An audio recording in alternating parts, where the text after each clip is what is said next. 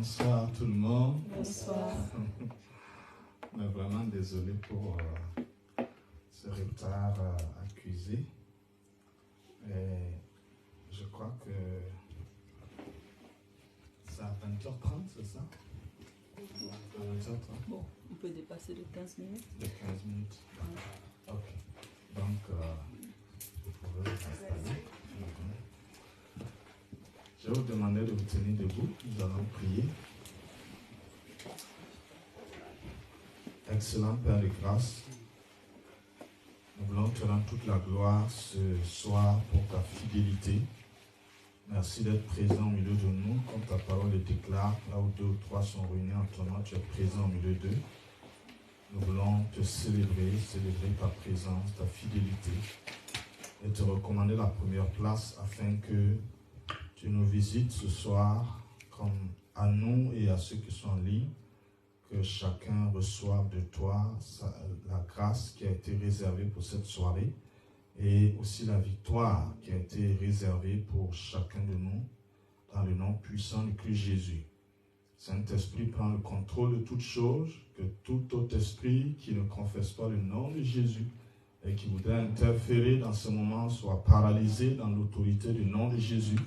Merci de nous donner cette grâce d'entrer dans ce qui nous a été réservé. Toute la gloire te revienne, Père, au nom du Christ Jésus. Amen. Amen. Merci de vous asseoir. Nous sommes reconnaissants au Seigneur pour la grâce qu'il nous permet d'être là ce soir.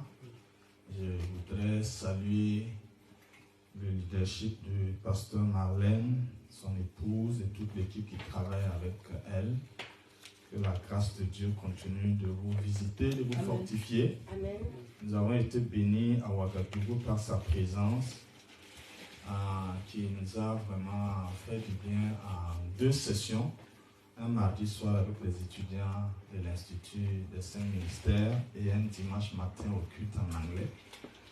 Et nous avons toujours des témoignages par rapport à son intervention. Que le Seigneur continue de te bénir, Amen. Pasteur, au nom de Jésus. Amen. Donc, je suis là avec mon hôte et puis ma fille, prophétesse Thérèse. Et nous avons été pris dans des embouteillages incroyables. C'est samedi. C'est pour cela que nous commençons maintenant. Mais je pense que Dieu va nous faire grâce. Amen. Nous allons aller sur les thèmes qui nous ont été proposés. La grâce et la victoire sur nos ennemis. Je crois que chacun d'entre nous en a besoin. Il n'y aura pas un temps dans notre vie où on aura suffisamment, on a eu tellement de grâce qu'on n'en a plus besoin. Il n'y aura jamais un temps dans notre vie où on peut dire qu'on a eu tellement de victoires qu'on n'en a plus besoin. Donc, c'est un thème qui, à mon avis, est vraiment arrivé à point nommé. Et le Seigneur augmentera la grâce de chacun de nous. Amen. Et augmentera la victoire de chacun de nous. Amen. Un peu comme on le disait la dernière fois, même tous ceux qui ont beaucoup d'argent continuent d'en chercher. On ne trouve pas dans le monde quelqu'un qui a dit, bon, ça va, hein, et ça va, maintenant je ne vais plus rien chercher. Celui qui a dit ça un jour même, on a demandé son âme la même nuit. Parce que c'est dangereux d'arriver à un niveau où on n'a plus besoin de quoi que ce soit. La parabole que Jésus a donnée, de celui qui a fait une grande moisson et qui a dit à son âme, maintenant il n'y a plus de boulot, tu te reposes. Et Dieu a rappelé son âme la même nuit. On sait aussi que l'église de Laodicée, à un moment donné, avait dit qu'elle était riche, elle n'a plus besoin de quoi que ce soit. C'est en ce moment que Dieu dit qu'elle est malheureuse. Donc nous devons être en train de chercher encore. Dieu veut que nous puissions aller de progrès en progrès, de gloire en gloire. L'état de satisfaction n'est pas au cœur de Dieu. Tant que nous sommes dans cette chair, nous devons chercher à pousser plus loin, plus haut. Et la grâce, c'est ça. La victoire aussi, c'est ça. Plus la grâce augmente et plus les ennemis aussi augmentent. Tout à fait. Quand un homme n'a pas de grâce, il n'a pas aussi d'ennemis. C'est la grâce qui attire les ennemis en fait. Parce que chaque fois que Dieu est en train de vouloir faire quelque chose pour l'homme, le diable s'oppose à ça. Donc si Dieu ne s'intéresse pas à toi, Satan non plus. Satan s'intéresse à ceux dont Dieu s'intéresse. Si Dieu commence à tourner les regards vers... On dit que quand David a été oint, c'est en ce moment que les Philistins sont descendus sur lui. Mais depuis longtemps, il était là, on ne le cherchait pas. C'est quand l'onction est venue dans sa vie, les Philistins sont descendus. Donc la grâce et la victoire, c'est deux choses dont nous avons besoin de façon continuelle dans notre vie. Et c'est pourquoi je voudrais m'appuyer sur la vie de David pour que nous puissions voir l'aspect grâce et l'aspect victoire sur nos ennemis, en nous appuyant sur un chapitre qui est très bien connu. Même ceux qui ne sont pas dans la foi, parfois récitent ces chapitres-là. Donc, nous qui sommes déjà dans cette marche avec Dieu, devrions davantage nous appuyer sur ce passage. C'est le psaume 23, qui est un cantique de David, qui est comme un résumé de son parcours, ou alors un cantique prophétique avant que certaines choses ne se passent. Où il dit: l'Éternel est mon berger, au verset 1, je ne manquerai de rien, il me fait reposer dans de verts pâturages, il me dirige près des eaux paisibles, il restaure mon âme, il me conduit dans les sentiers de la justice à cause de son nom. Quand je marche dans la vallée de l'ombre de la mort, je ne crains aucun mal, car tu es avec moi. Ta houlette et ton bâton me rassurent. Tu dresses devant moi une table en face de mes adversaires. Tu oins d'huile ma tête et ma coupe déborde. Oui, le bonheur et la grâce m'accompagneront tous les jours de ma vie et j'habiterai dans la maison de l'Éternel jusqu'à la fin de mes jours. Donc, dans ces 6 versets du chapitre 23 de Psaume, nous voyons apparaître clairement la grâce qui a été manifestée dans la vie de David, bien qu'il se trouvait dans l'ancienne alliance. Sous l'ancienne alliance, la grâce n'était pas pleinement manifestée, mais on voyait quand même des prémices de la grâce qui se manifestaient. Et David a été l'une des personnes qui a le plus expérimenté la grâce sous l'ancien régime. Et également la victoire sur ses ennemis, dont il témoigne dans le verset 4, quand il marche dans la vallée de l'ombre de la mort, il ne craint aucun mal. Et puis il dit: le bonheur et la grâce m'accompagneront tous les jours de ma vie. Donc ce sont des signes de victoire, mais aussi ce sont des signes de grâce qui ont été manifestés. Déjà dans le premier verset où il dit: l'Éternel est mon berger, je ne manquerai de rien, ou je ne serai pas dans le besoin, selon la traduction proche de l'original. On voit l'aspect berger qu'est l'Éternel à l'égard de David. L'aspect berger nous parle de la grâce et de la victoire. Lorsque vous avez un berger, comme quand on prend l'exemple des brebis, le berger est là pour que non seulement la brebis soit en sécurité, mais que la brebis soit bien nourrie, mais également qu'elle se reproduise convenablement. Et dans ce sens, quand on regarde la brebis qui a un bon berger, en réalité, elle n'a plus grand-chose à faire. Une brebis qui a un bon berger, il faut juste suivre les instructions du berger, et puis sortir le matin, aller manger, revenir le soir, dormir. Il n'y a pas grand-chose à faire, et après se reproduire. Donc, le problème avec nous les chrétiens, c'est parce que nous n'arrivons pas à prendre Dieu vraiment comme notre berger. Parce qu'une brebis ne discute pas avec son berger. Une brebis suit le berger simplement. Et le berger sait quelle est l'herbe qui convient à la brebis selon la saison. Le berger sait quelle est la direction prendre pour que le soir, la brebis soit là en train de ruminer simplement tout ce qu'elle a emmagasiné dans la journée. Le berger sait quelles sont les eaux paisibles. Parce qu'il y a des eaux troubles qui peuvent être des dangers pour le troupeau. Et le berger ne va pas mener un troupeau dans un endroit trouble.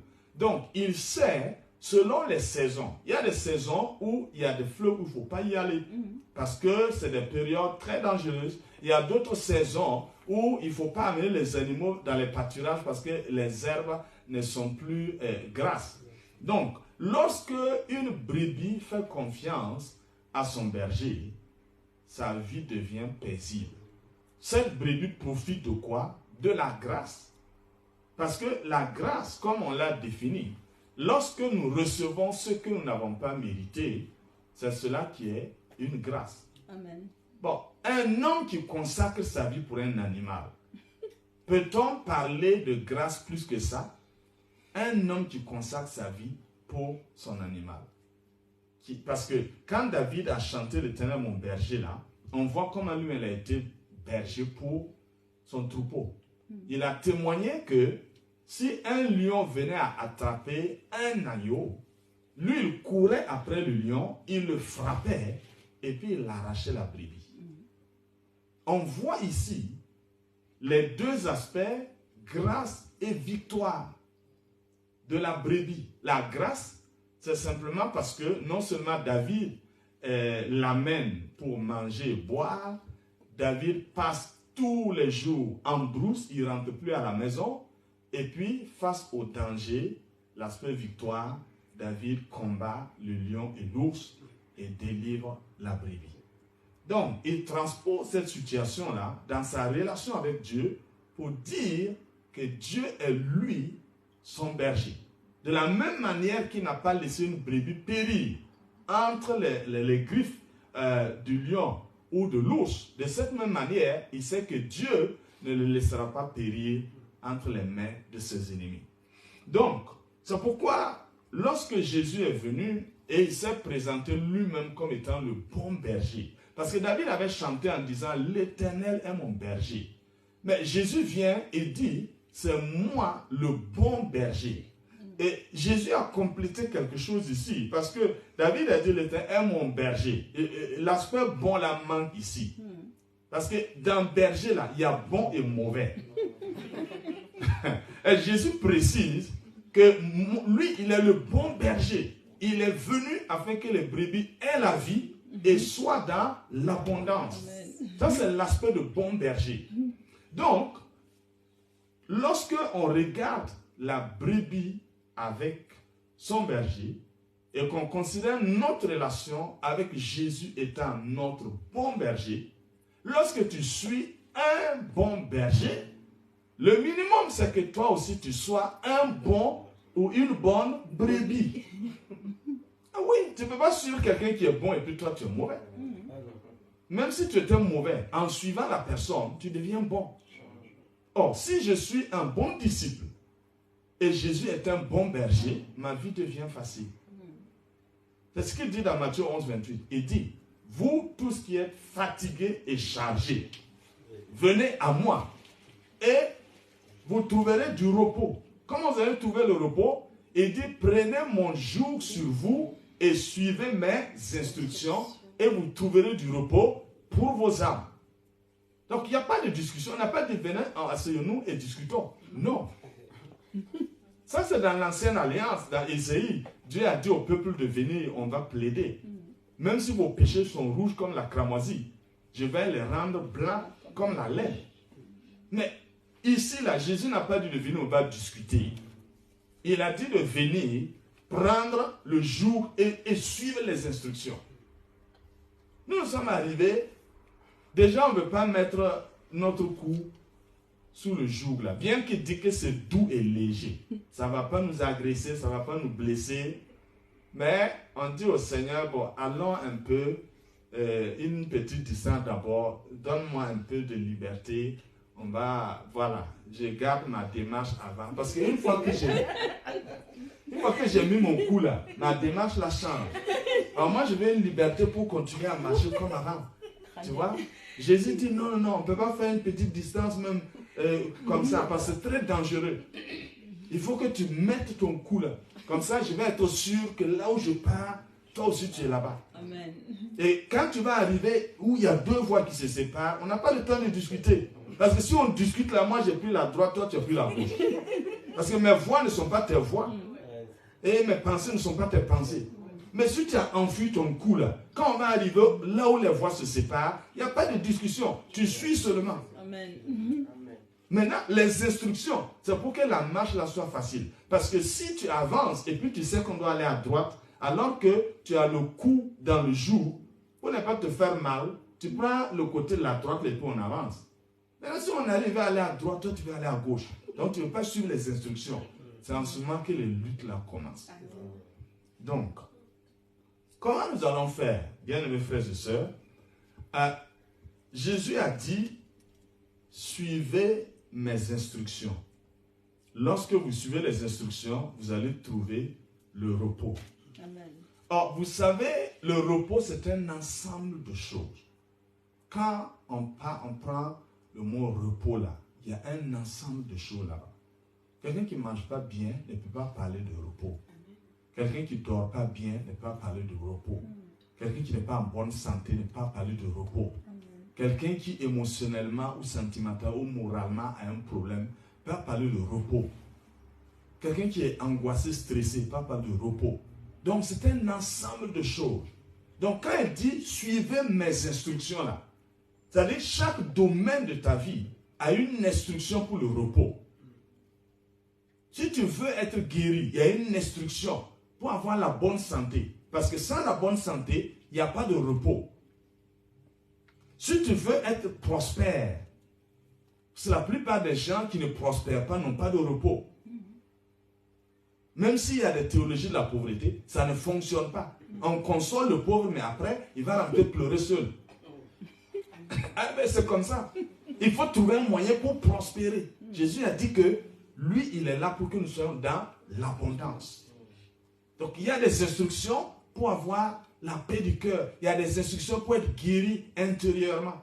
Il y a des instructions pour être guéri émotionnellement. Tout, les instructions, il y a ce qui est écrit et puis il y a ce qui est parlé. D'abord, lorsque nous n'avons pas fini avec ce qui est écrit là, il ne faut pas chercher ce qui est parlé. Ah, c'est important.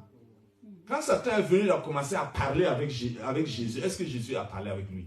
Jésus a dit, il est écrit. Il faut qu'on évacue ce qui est écrit là d'abord. Quand on va finir d'évacuer ça, on va maintenant parler de ce que j'ai entendu. Les chrétiens ne veulent même pas lire la Bible. Donc, lorsque l'ennemi va venir, ils ne peuvent pas dire, il est écrit. Il dit au Seigneur, viens. Le Seigneur dit, j'étais là depuis longtemps. Il y a des instructions. Il faut suivre les instructions seulement.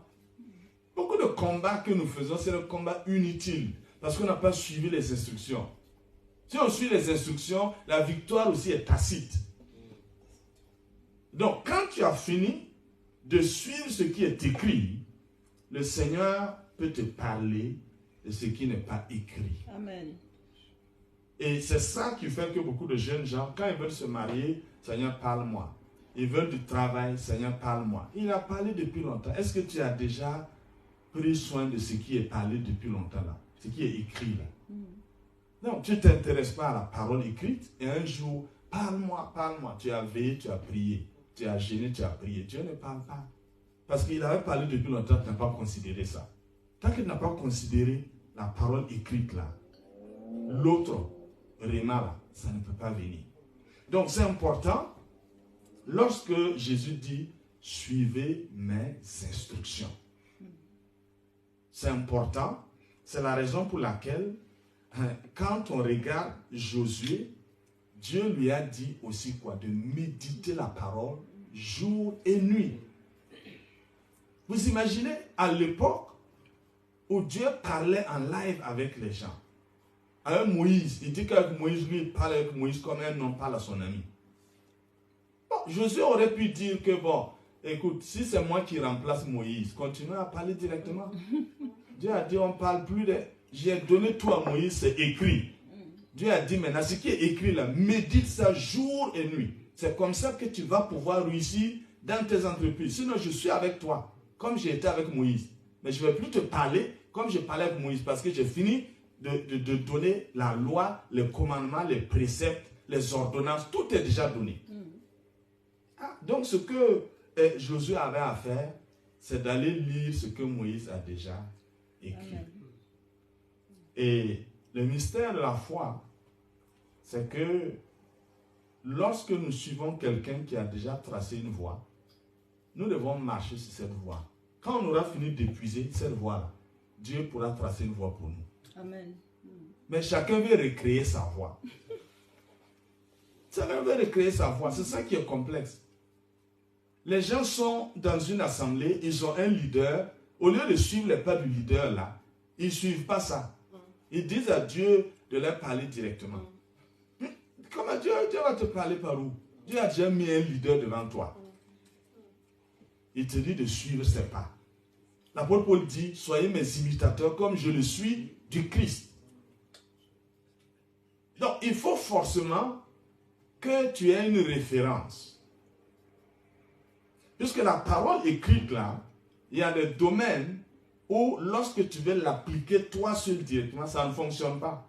Mais tu regardes quelqu'un que tu suis qui a déjà appliqué ça. Comment il a fait pour appliquer ça pour que ça marche? Ben, tu suis ça seulement, progressivement. C'est un apprentissage. À un moment donné, tu peux avoir l'autonomie toi-même pour pouvoir suivre. Avant, ça marchait. Aujourd'hui, c'est compliqué. C'est compliqué parce que les gens ont toutes sortes de ressources disponibles dans leur petit téléphone. Malheureusement, ils ne savent pas quelle nourriture est avariée et quelle nourriture est bonne. Donc, ils mélangent tout. Et c'est dans ce mélange-là que on arrive parfois à ne même plus considérer la personne que Dieu a mis devant nous pour marcher. Vous imaginez une personne qui, un enfant par exemple, qui ne peut faire que 10 cm entre deux pas. Dieu lui place à côté d'une personne aussi qui fait peut-être 15 cm et puis il suit. À un moment donné, il voit les gens qui font 1 mètre là. Il laisse celui qui fait les 15-15 là et puis il commence à vouloir suivre celui qui fait les 1 mètre, 1 mètre. Toi, tu ne fais que 10 cm. Tu veux suivre quelqu'un qui fait 1 mètre, 1 mètre. Au bout d'une année, tu es fatigué et tu dis qu'il n'y a pas de résultat. Il y a des résultats, mais ça te dépasse. Tu es allé là où ça te dépasse. Chacun doit savoir qui est-ce que je dois suivre. Et ça, c'est important. Même dans une assemblée, ce n'est pas tout le monde qui suit le premier responsable. C'est échelonné. Il y a un groupe de personnes qui suivent le premier responsable. Il y a un autre groupe qui suit ceux qui suivent le premier responsable. Et c'est par chaîne, on arrive à sauter les étapes, jusqu'à arriver à un niveau où, avec le premier responsable, il y a une proximité. Mais ce qu'on constate aujourd'hui, c'est que quand quelqu'un est né de nouveau, il arrive, il se convertit aujourd'hui, il ne veut pas discuter avec quelqu'un. C'est le pasteur, le premier responsable que lui veut voir. Il va parler avec quelqu'un. Toi, tu viens d'arriver, tu ne comprends rien. Voilà, il y a des gens qui s'occupent des nouveaux-nés là. Hein? Il y a des gens qui s'occupent des nouveaux convertis. Il faut les écouter d'abord, petit à petit. Après, tu vas monter, ainsi de suite. Et puis un jour, tu pourras discuter avec le premier responsable. Sinon, le langage qu'il a là, tu ne peux même pas comprendre ça. Vous voyez? Donc, le premier verset est important. Le concept de l'Éternel est mon berger, que David a compris et qu'il a chanté. Et nous, aujourd'hui, Jésus est mon bon berger. Amen. Et je ne serai pas dans le besoin. Comment je vais faire pour ne pas être dans le besoin? Il dit, si tu suis, tu mets d'abord ton cou sous mon joug et puis tu suis mes instructions. Parce que le gros problème de la plupart des chrétiens, c'est le besoin. Beaucoup de gens sont arrivés à l'église à cause du besoin. Malheureusement, ce sont des besoins qui ne seront jamais évacués parce que ce sont des besoins liés au vieil homme. Or, le vieil homme est appelé crucifié. Et tous ceux qui continuent de vouloir satisfaire les besoins du vieil homme vont à l'encontre de la croix. Ils vont à l'encontre même du principe du christianisme. C'est dans le christianisme là, il y a le mot Christ là. Et le mot Christ là, si tu enlèves la crucifixion, ça n'a plus de sens. Donc tout le monde doit passer par la croix. Or, pour arriver à un niveau où tu dis que tu n'es plus dans le besoin, parce que je ne manquerai de rien là, ça ce n'est pas vrai. Trouvez-moi quelqu'un qui dit qu'il manque de rien. Ça c'est des problèmes de traduction. Mais je ne serai pas dans le besoin, oui. Parce que quand le vieil homme est mort, effectivement on n'est plus dans le besoin. Parce que Dieu nous satisfait totalement. Et quand il nous satisfait totalement, ce que les gens appellent besoin là, pour nous ce n'est plus un besoin. Non. Nos besoins changent de priorité. Parce que Jésus a dit, Matthieu 6, 33, cherchez premièrement le royaume et la justice de Dieu. Tout le reste vous sera donné. Et à cause de ça, je ne suis plus dans le besoin. Même si quelque chose me manque, ce n'est pas un problème. Non, ce n'est pas un problème. Ça ne peut pas m'arrêter, pas m'empêcher de continuer ma marche. De continuer ma louange ne dépend pas de ce que j'ai, de ce que je n'ai pas. Mon adoration ne dépend pas de ce que j'ai reçu, de ce que je n'ai pas reçu. Non. C'est une relation spirituelle avec Dieu qui me conduit à faire un certain nombre de choses indépendamment de ce que j'ai reçu ou de ce que je n'ai pas reçu. Donc, maintenant, pour qu'un homme puisse mettre son coup dans le joug de Jésus et pour qu'un homme puisse suivre les instructions de Jésus, il faut forcément que son vieil homme-là meure. Amen. Si le vieil homme n'est pas mort, c'est impossible. Parce qu'on a rabaissé le christianisme au niveau des autres religions. Or, les religions procèdent par règle, par commandement, par précepte, avec beaucoup d'efforts pour pouvoir suivre ça. Et c'est ce que les pharisiens ont fait. Mais Jésus leur a dit que ça ne fonctionne pas. Quand un pharisien se lève, il te dit que lui, il est irréprochable par rapport à la loi. C'est-à-dire, les 10 commandements là, tu ne peux pas l'attraper là-bas. Il ajoute qu'il paye sa dîme et il donne ses prémices. Ensuite, il ajoute qu'il gêne 2 fois par semaine. Bon, il est vraiment propre. Il n'a plus besoin de quoi que ce soit. Il ne doit rien à Dieu. Tout ce que Dieu a dit, là, lui, il a fini de faire. Donc, le pharisien qui est venu dans le temple et qui a prié comme ça, là, ce qu'il est en train de dire, là, c'est vrai. Mais sauf que c'est le vieil homme qui parle. Mais l'autre, qui était un publicain, il a dit, lui, vraiment, il n'est pas digne. Il n'ose même pas ouvrir la bouche. Il tapait la poitrine seulement. Dieu l'a justifié. Donc, depuis que Jésus est arrivé là, c'est la question de justification maintenant, par la foi. Et pour ça, il dit, renonce à toi-même, et puis prends ta croix et suis-moi. Parce que Jésus a été crucifié une seule fois et une bonne fois pour tout. Mais pour nous, là, ce n'est pas une seule fois, une bonne fois. Il a dit, prends ta croix et suis-moi là. Ça veut dire que la crucifixion est quelque chose de continu et de permanent. Tous les jours, tu vas trouver quelque chose à faire mourir. Si tu prends le jour de ta conversion pour dire que à 1990 et le 15 janvier, c'est là que tu es mort en Christ et puis tu es ressuscité. C'est pas vrai. Non. Parce que la mort est appliquée tous les jours à notre vie. Parce que si on ne l'applique pas tous les jours, il y a des domaines qui vont nous noyer complètement. Vous prenez l'orgueil simplement. Tu joues avec ça et tu te lèves un jour, tu dis que toi, tu as fini avec l'orgueil. C'est ce jour-là même que l'orgueil va te renverser. Tous les jours, il faut s'examiner. Tous les jours, il y a quelque chose qu'il faut envoyer à la croix. Jusqu'à ce que Christ revienne. Comme l'apôtre Paul a dit. Tant que nous serons sous cette tente-là, nous serons sujets à toutes sortes de faiblesses. Et il dit, je traite durement mon corps. Ah, ça, c'est de façon... Il n'a pas dit, j'ai traité durement. Non, je traite. Ça se passe tous les jours. Et quand tu n'es pas conscient de ça, tu vas te dire que le christianisme, ça ne marche pas. On a dit que si je viens à Christ, là, je suis une nouvelle création. Les choses anciennes sont passées.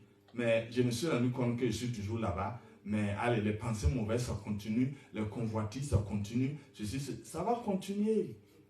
C'est ton corps même qui est comme ça. Maintenant, chaque fois que ça veut se manifester, tu envoies ça à la croix. Ça commence par le renoncement. Tout ce qu'un homme commet comme péché, c'est ce qu'il a manqué de renoncer. Nous avons la capacité, quand nous sommes face à une tentation, en renonçant, ça nous met en position de force pour envoyer ça à la croix. Pourquoi il a dit renonce et porte la croix. Il ne peut pas faire l'inverse. Il ne peut pas porter avant de renoncer. Il faut renoncer avant de porter. Et c'est cela aussi qui fait que beaucoup de gens sont un peu fatigués, découragés aujourd'hui parce qu'ils n'ont pas compris ce principe-là. Il s'agit véritablement d'un partenariat avec Dieu par le Saint-Esprit qui, tous les jours, nous alerte et nous avertit. Et lorsque nous prenons à cœur cette situation, alors notre vie va véritablement plaire à Dieu. Elle dit que dans une église, un pasteur avait observé pendant une longue durée le comportement des gens. Et puis il avait trouvé un des fidèles qui était vraiment le plus humble. Donc un jour il a amené une médaille et puis publiquement il a décoré le monsieur. Il est le modèle d'humilité dans l'église. Et bon, ce qu'il a fait c'est bien, c'était vrai aussi. Mais le monsieur porte sa médaille maintenant tous les dimanches. Il est plus humble. À partir de ce moment-là, il est disqualifié. Et c'est la raison pour laquelle, lorsque vous enlevez la grâce, tout ce que Jésus a donné là, personne ne peut suivre ça. C'est la grâce qui est le moteur pour que les instructions qui ont été données là, chacun d'entre nous puisse suivre ces instructions-là. En dehors de la grâce, ce n'est pas possible. On va faire des efforts comme tous les religieux, et ce sont ces efforts même qui vont nous amener en brousse.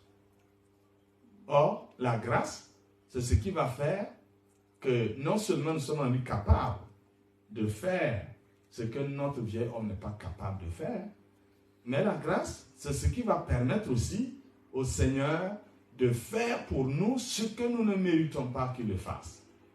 La grâce, c'est ce qui va faire que tout de suite, il t'a pardonné, et puis à la seconde près, tu es reparti là où il t'avait pardonné, et puis à la seconde suivante, il te repardonne encore, et puis tu refais, il te pardonne, tu refais, il te pardonne, après tu ne veux même plus aller demander pardon, mais il dit non, reviens, même si c'est 1000 fois, je vais te pardonner. C'est cette grâce-là qui fait que la relation entre le bon berger et le disciple, même s'il n'est pas bon, peut l'entraîner progressivement à quitter l'état de mauvais disciple pour devenir un bon disciple.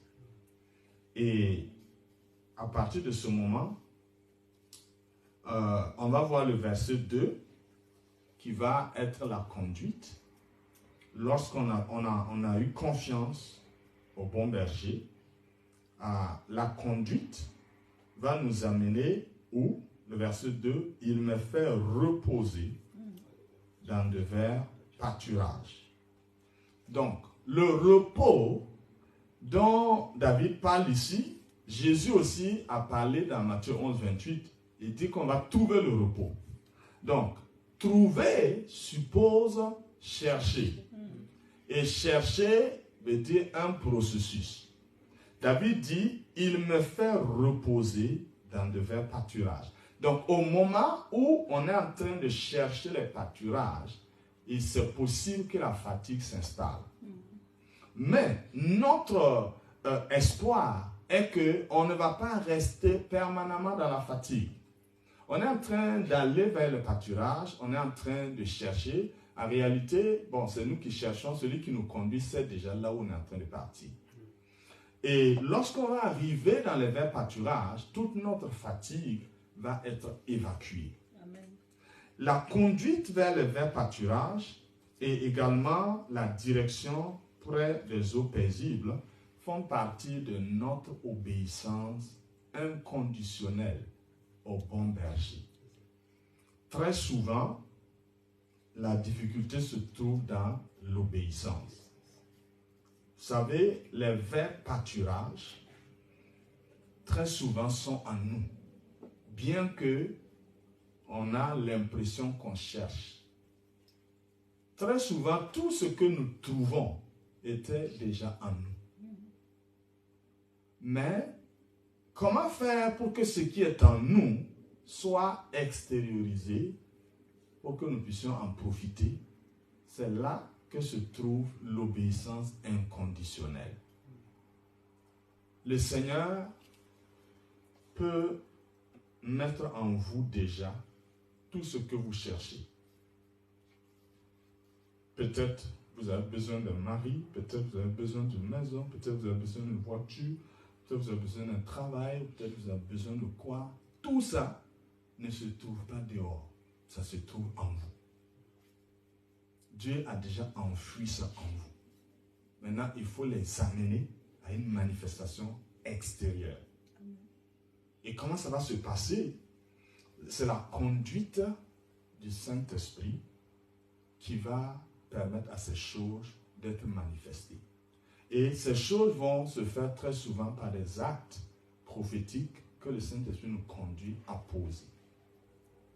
Mais la difficulté, c'est qu'au moment où le Saint-Esprit te conduit à poser l'acte, il ne te dit pas quel est le résultat que ça va produire. Mais le résultat correspond à un besoin que tu as. Et que peut-être tu ne sais pas comment est-ce que ce besoin-là va être rencontré. Et il va te pousser à faire quelque chose qui peut être discutable. Lorsque tu restes dans le calcul humain, ça peut être discutable. Mais une fois que tu as obéi, tu vas voir que ça va déclencher un processus qui va aller aboutir à ce que tu es en train de chercher. Et c'est le principe aussi de la sémence et de la récolte. Lorsque tu vois un agriculteur qui te présente son champ de 10 hectares de maïs, d'où est sorti ce champ-là? C'est sorti de chez lui. Il avait la sémence à la maison. Et quand il rêve d'un champ de 10 hectares, il faut qu'il regarde le petit sac de maïs qui est posé là. Il faut qu'il prenne ça.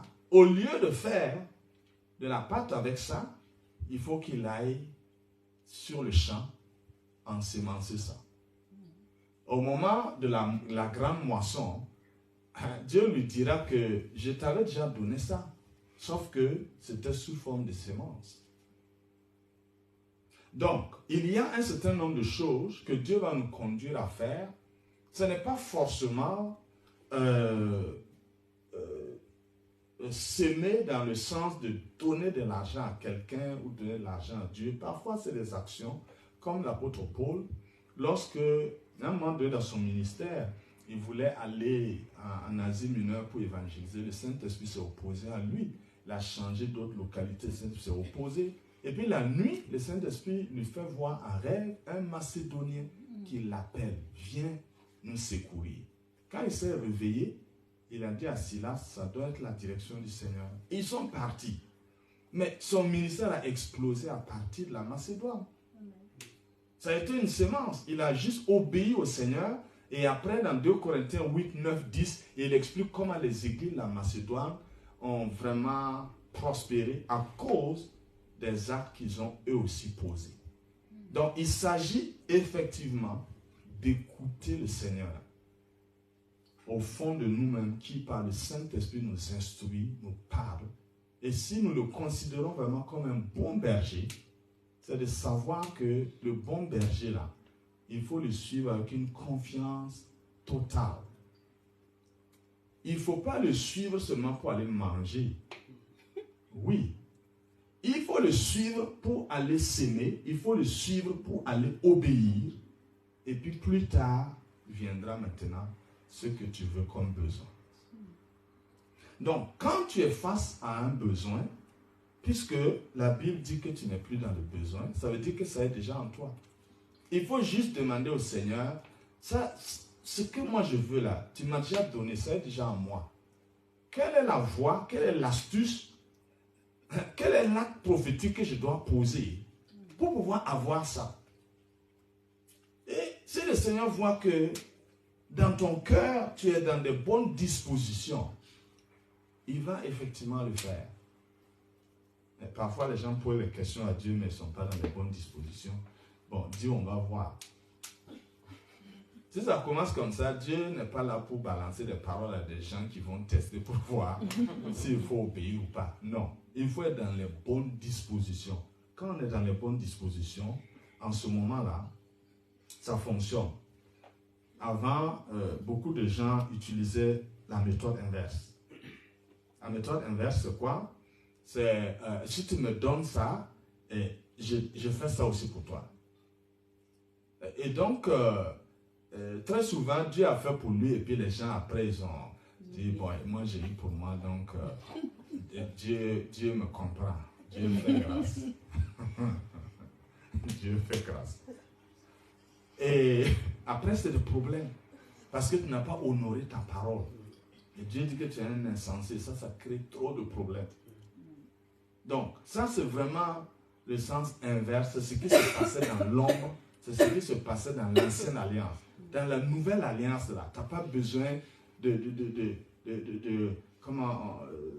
comment on appelle ce terme-là? C'est comme si tu marchandes avec Dieu. Ou bien c'est un chantage ou quoi. Non. Demande-lui seulement quelle est la voie à suivre. Et il te montre la voie que tu vas suivre pour accéder à ce que tu veux là. Et puis tu suis cette voie et tu obtiens miraculeusement ce que tu veux, même au-delà en fait. Les verts pâturages et les eaux paisibles, c'est important. Parce que quand un animal mange et il ne boit pas, c'est un problème. Quand il boit et il ne mange pas, c'est encore un problème. Et nous aussi, c'est la même chose. En tant que chrétiens, nous avons besoin de manger, nous avons besoin de boire. Nous avons besoin de la révélation de la parole de Dieu, nous avons besoin de la communion du Saint-Esprit. Les deux sont incontournables.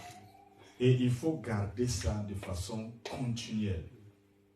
Non pas parce que j'ai besoin de quelque chose, mais parce que Dieu est mon Père et c'est tout à fait normal qu'on communie avec notre Père. Amen. Et ça doit rentrer dans nos habitudes de tous les jours. Et éviter d'être ce genre de chrétien qui commence seulement, quand ça ne va pas, il commence à parler à Dieu, et après quand ça va, il rend grâce et puis il s'en va. Et en attendant le prochain problème. Dieu n'est pas là pour gérer les problèmes. Dieu est là pour communier avec nous. Et c'est ce qu'il a voulu. Dans les jardins d'Éden, il n'y avait pas de problème. Mais Dieu venait s'entretenir avec l'homme et la femme. Donc c'est important que nous puissions garder cette attitude de communion avec le Seigneur pour être toujours dans les faveurs liées à cette grâce. Et le verset 3, on voit l'aspect spirituel des choses. Il restaure mon âme.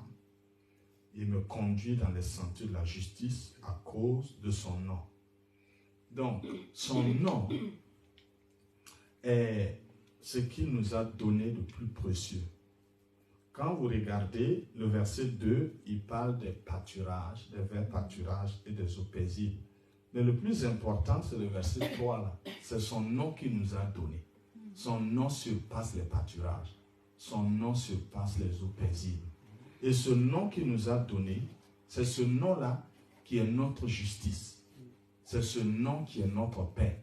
C'est ce nom qui est notre guérison. C'est ce nom qui est notre délivrance. C'est cela, la restauration de l'âme. C'est le nom de Jésus qui est à la base de la restauration de l'âme. C'est le nom de Jésus qui est notre justice, notre paix et notre tout, notre salut. La porte par laquelle nous entrons officiellement dans le royaume. Ce nom encore, c'est le chemin. Et ce nom encore, c'est la vie.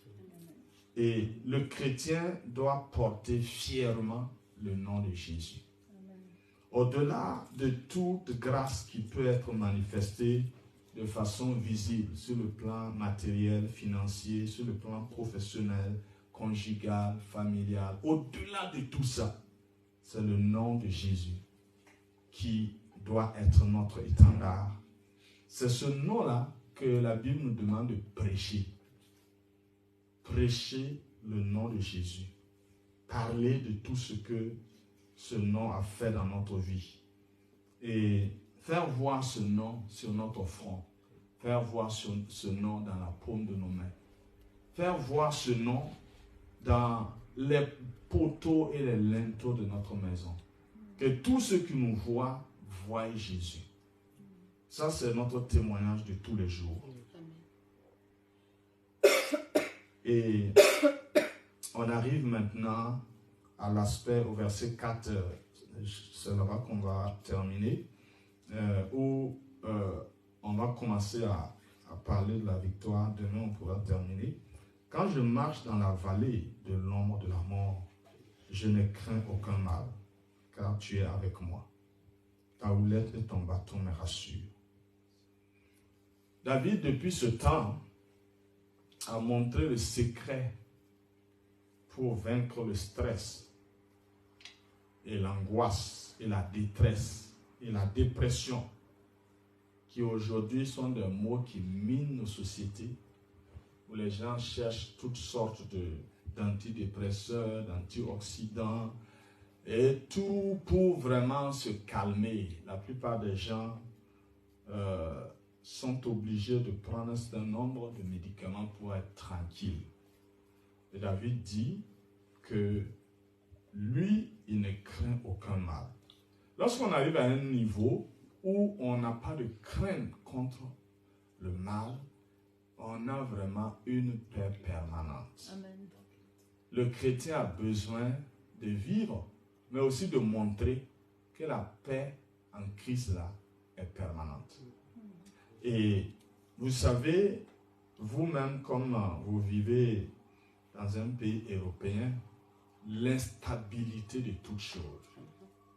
Aujourd'hui, tu es sûr, et demain, tu n'es plus sûr. On a dit oui aujourd'hui, demain c'est non.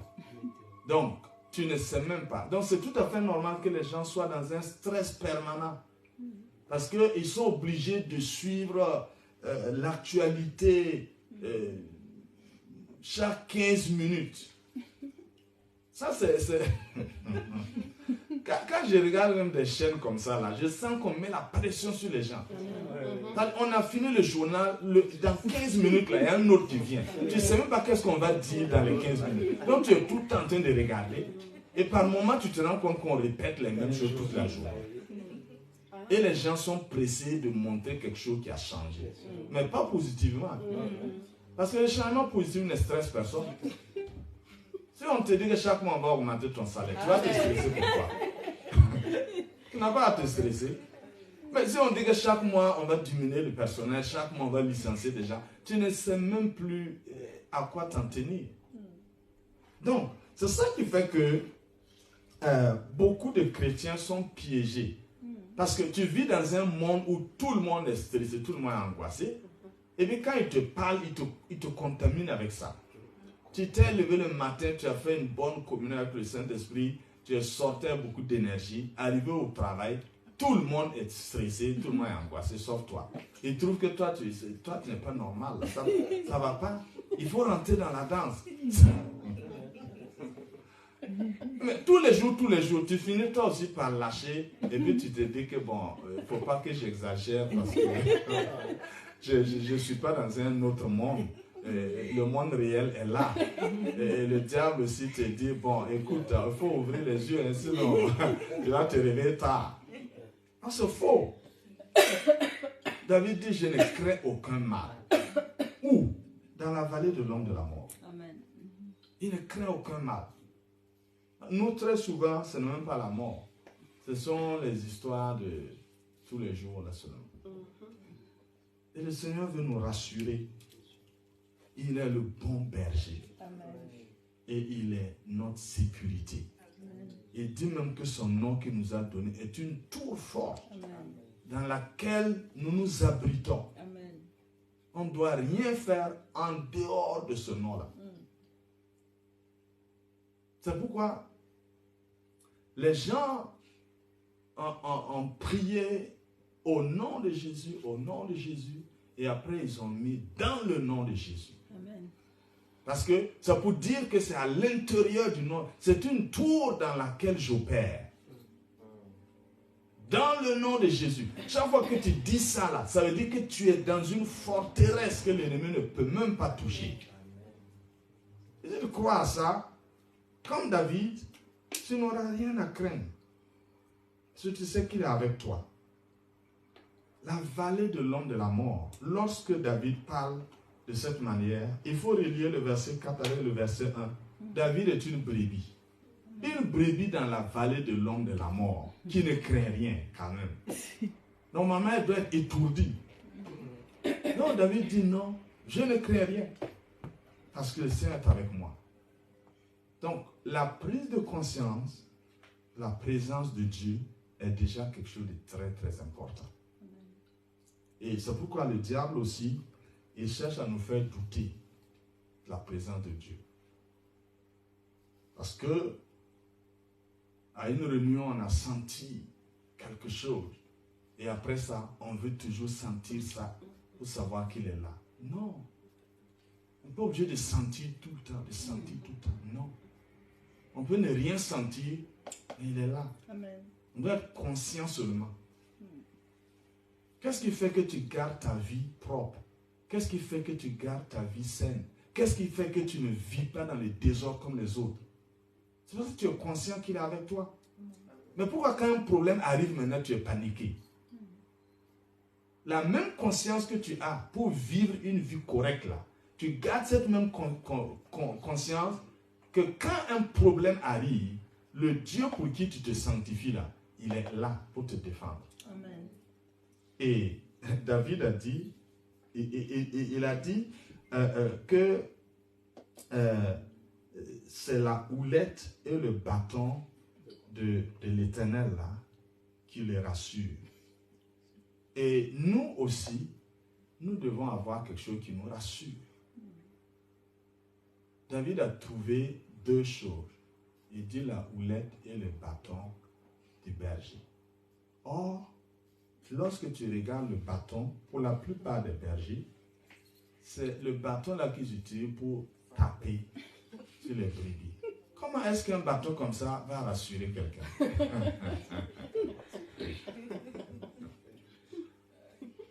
Donc David a compris que même si Dieu châtie une personne, c'est pour sa sécurité. Et l'amour châtie comme on le dit. Et tout enfant exempt de châtiment n'est pas légitime. Donc, cela va nous conduire à ce que l'apôtre Paul a dit aux Romains aussi.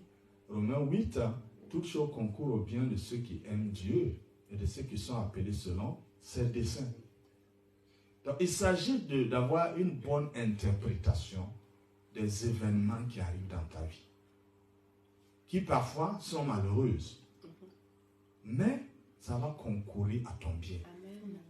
Parfois, c'est comme si Dieu même est fâché contre toi. Mais ça va concourir à ton bien. Dieu ne peut plus aller dans un sens à te détruire. Parce que ce sens-là, Jésus l'a déjà pris. Maintenant, Dieu va dans le sens à te construire.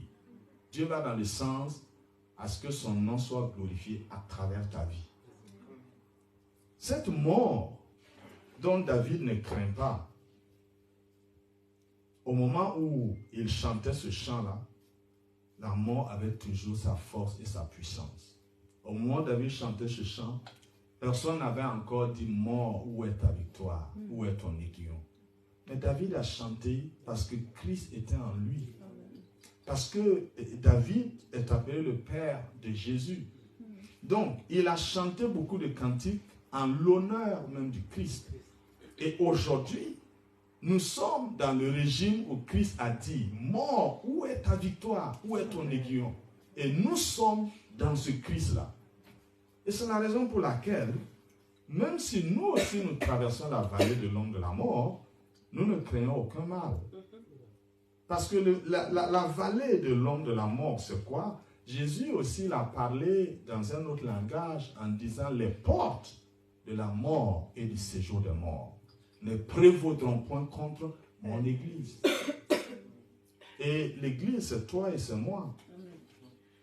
Les portes de la mort et les portes du séjour de la mort sont nombreuses. Toutes les voies par lesquelles l'ennemi utilise pour amener la pensée de la mort dans la vie d'une personne sont des portes. Les maladies sont des portes. Les accidents sont des portes. La dépression est une autre porte. Le suicide est une autre porte. Parfois, le simple rejet peut conduire à la mort. Donc, il y a beaucoup de voies comme ça qui constituent des vallées de l'ombre de la mort, mais Christ les a déjà vaincus. Non seulement les portes de la mort et du séjour des morts ne peuvent plus prévaloir contre nous, mais au-delà de cela, nous avons en Christ les clés de la mort et du séjour des morts. Nous avons déjà la victoire, mais nous pouvons fermer pour les autres. Si quelqu'un est pris au pied de la mort, nous pouvons fermer la porte de la mort et délivrer la personne. Si vous êtes quelqu'un qui délivre les autres, pourquoi encore vous allez avoir des raisons d'avoir peur? Beaucoup de gens devraient être morts maintenant. C'est à cause de vos prières qu'ils sont encore vivants.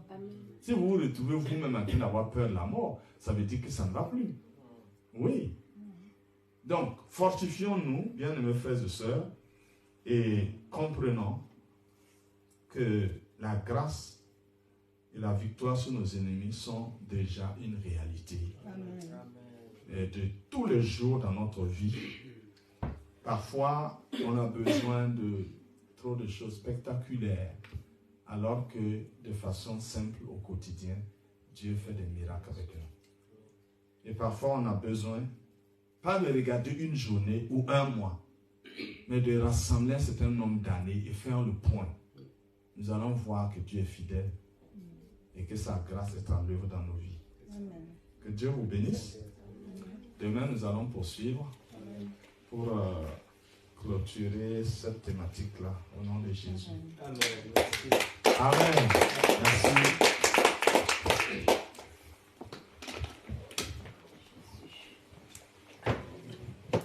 Amen. Nous arrivons à la fin de notre réunion, de notre culte. Nous allons vite passer au temps des dîmes et des offrandes pour gagner du temps pendant que les paniers sont en train de passer. Je vais passer au communiqué.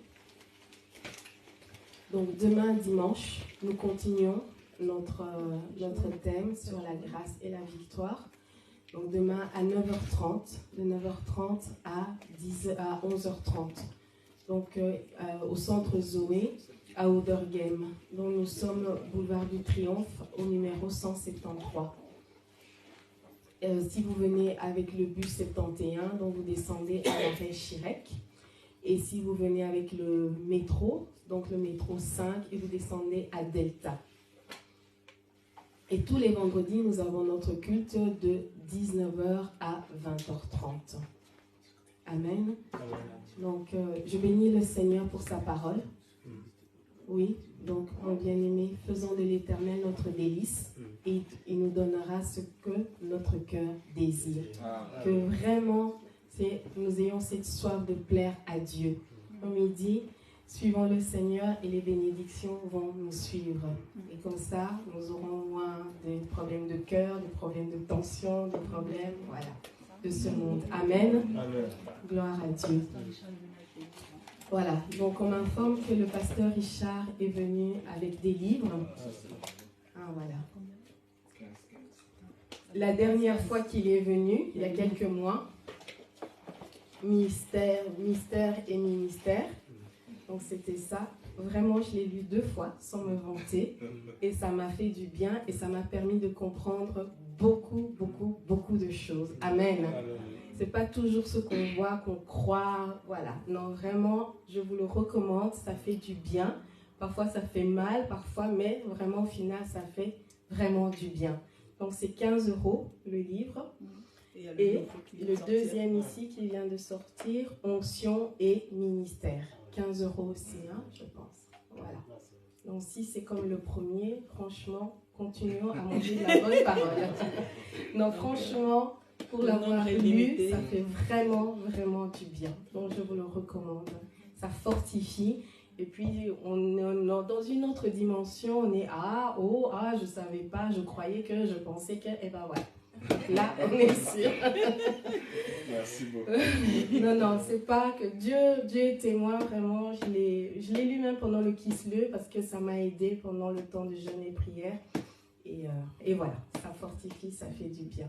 Amen. Amen. Je vais laisser la parole au... Tu termines. Je termine. Donc, je vous invite à vous lever. Un petit chant. Paix de l'Éternel, tes délices, il te donnera ce que ton cœur désire. Recommande ton sort à l'Éternel, il agira, il agira. Paix de l'Éternel, tes délices, il te donnera ce que ton cœur désire. Recommande ton sort à l'Éternel, il agira, il agira. Amen. Seigneur, je te bénis pour ta parole, je te bénis pour les dîmes et les offrandes, Éternel des armées. Je te bénis pour ce que ton peuple a apporté encore ce soir. Seigneur, merci de bénir ceux qui ont à cœur d'apporter. Nous ne pouvons donner que ce que nous avons, Seigneur. À toi appartient l'or et l'argent, Seigneur. Merci de remplir nos poches. Merci, Seigneur, de multiplier le fruit de nos mains. Merci de protéger, Seigneur, nos foyers, de protéger, Seigneur, mon Dieu, nos vies, nos familles, Seigneur, de protéger, Seigneur, ce qui nous appartient, Éternel des armées. Éternel, je te remets ton peuple entre tes mains. Seigneur, que tu puisses encore nous protéger tout au long de cette soirée. Marche au-devant de nous comme un guide et derrière nous comme un protecteur. Seigneur, nous te donnons rendez-vous demain matin, Seigneur,